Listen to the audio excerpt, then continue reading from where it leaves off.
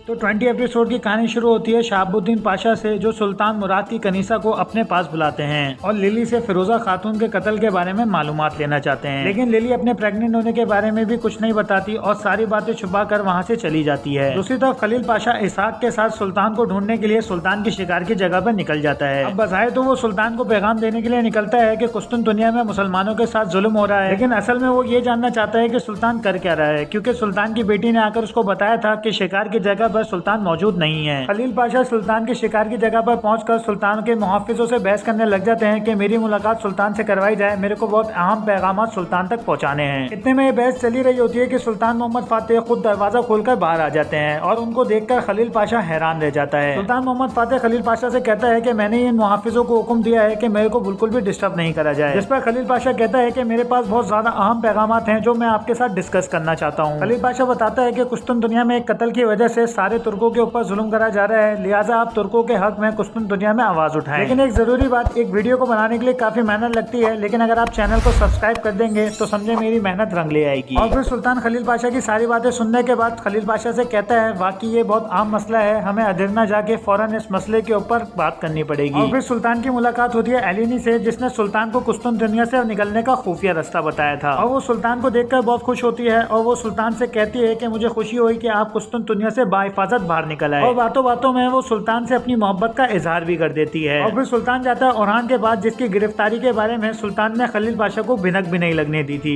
और अब तो सुल्तान को ओरान के ऊपर डबल गुस्सा है, क्योंकि सुल्तान को जब से पता चला है कि उसके भाई का कत्ल करने में ओरान का हाथ था। वहाँ सुल्तान की कनीसा लिली महल से भागने की कोशिश कर ही रही होती है कि उसको सुलेमान पकड़ लेता है और सुलेमान लिली को बोलता है कि तुम्हारे लिए बेहतर यही है कि तुम अपने पेट से होने वाली बात को बहुत खामोशी से अपने पास ही महफूज रखो, और फिरोजा को मैंने ही कत्ल करा है क्योंकि उसके पास तुम्हारा ये राज खुल चुका था। सुलेमान बोलता है कि मैं तुम्हारे इस बच्चे को बहुत हिफाजत से इस दुनिया में लाना चाहता हूँ ताकि तुम्हें इस सल्तनत की शहजादी बनाया जा सके। दूसरी तरफ सुल्तान अदिरना पहुंचकर जिरगा बुलाता है और वहाँ पर बाज़ंतीनियों को पैगाम पहुँचाने के लिए कुछ लोगों को बुलाया जाता है। सुल्तान कुस्तुनतुनिया के शहंशाह को वाज़ेह पैगाम पहुँचाता है कि कुस्तुनतुनिया में तुर्कों के ऊपर फौरन जुल्म खत्म करा जाए और सुल्तान अपने बाबा के किए हुए मायदे पर कायम है, और अगर शहंशाह ने इसके ऊपर फौरन कोई एक्शन नहीं लिया तो इसका अंजाम काफी बुरा हो सकता है। लेकिन जाते जाते बाज़ंतीनी सफीर सुल्तान महमद को बताता है कि मारा खातून की शादी की शर्त को मंजूर कर लिया गया था, लेकिन अनफॉर्चुनेटली एंड वक्त पे ओरान वहाँ से भाग चुका है। तो सुल्तान महमद फातेह कहता है कि अगर ओरान नहीं होगा तो शादी वाला मुआहिदा भी नहीं होगा,